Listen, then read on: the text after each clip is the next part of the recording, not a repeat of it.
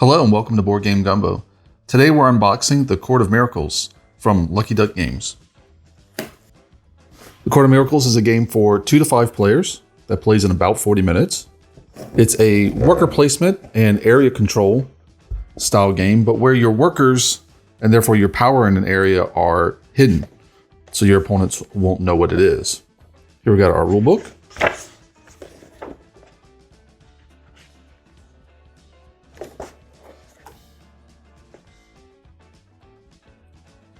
It's a fairly short rule book.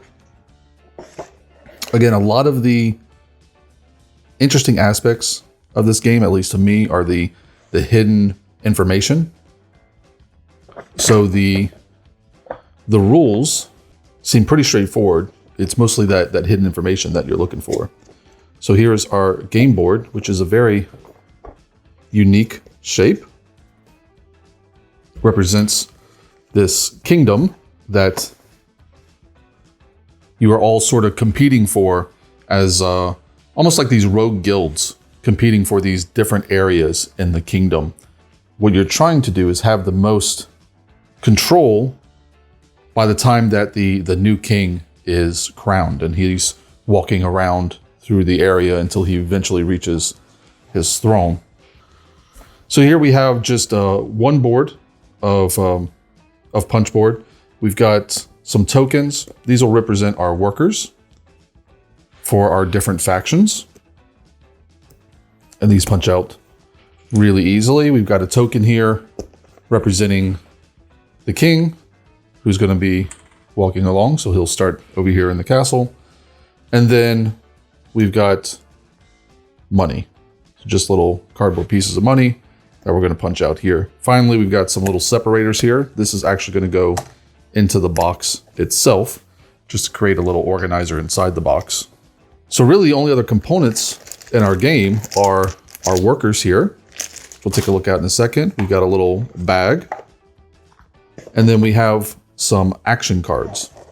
And then of course, once we're ready, we'll take these little pieces and slot them in like so, just to create our little organizer here in our box, which is a pretty clever way of doing it.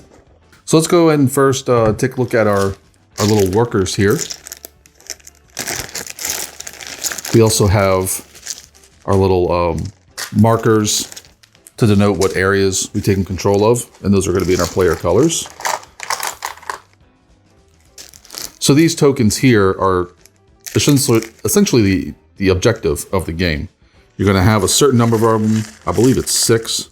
And you're trying to be the first person to put out all of your markers at one time. And there's a couple different ways to do this. One is by controlling an area. So you see the various areas on the board here. And there's a little spot right there where you can put your token and you control that area. Of course, other people can take that control away from you. You also have these spots over here on the side of the board where you can have one token per row. So I couldn't, for instance, do this one twice, but I can do each of those once.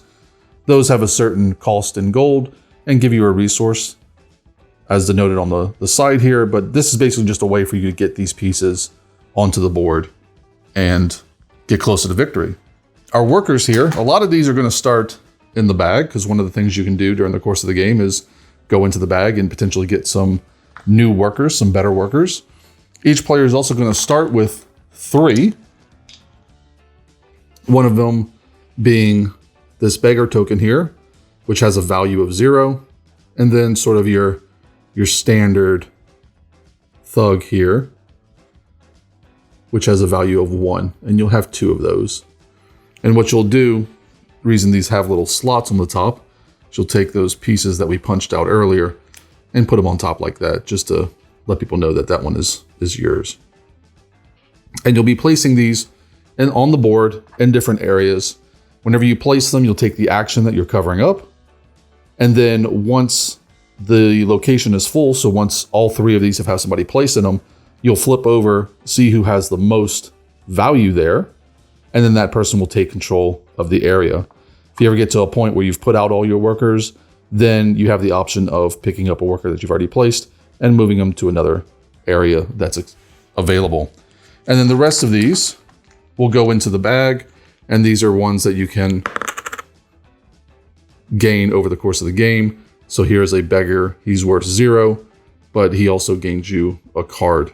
The way the beggars work is, so the 0 that you start with, if you place that one out in a location and then the location gets filled up, then when you reveal, it's not worth any value, so you can't win the district with it, but you force your opponent in that area to pay you a coin. But again, there are more of them. There's also some level 2 tokens that you can get access to during the course of the game, as well as some level 1s with different abilities.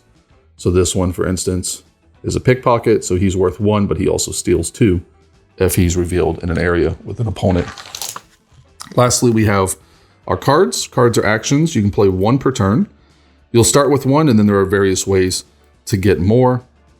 So for this one, for instance, each player with 5 or more coins must give you 1 coin. And then you see that there's quite a few of them.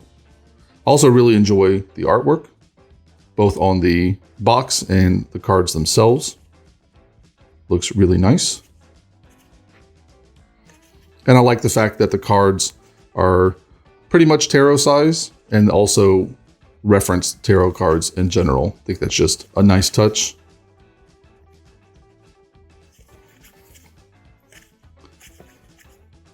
And then finally you have these cards, which is essentially just where you'll keep your area control tokens so that players know when you're getting close to being out of them. And that's it. That's everything you get in the Court of Miracles from Lucky Duck Games.